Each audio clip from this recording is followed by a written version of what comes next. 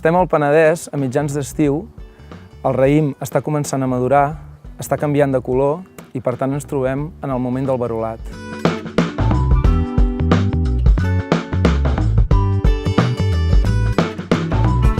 El verolat és un moment molt important que ens explica moltes coses.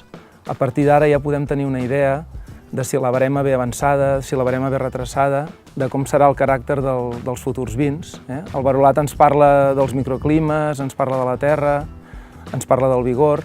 És un moment clau perquè el raïm, des de comportar-se com una fulla, i comença a acumular tots els sucres provinents de les fulles que donaran lloc als aromes, a la matèria colorant, als tanins, tot allò que donarà el caràcter dels vins únics que tenim aquí al Penedès.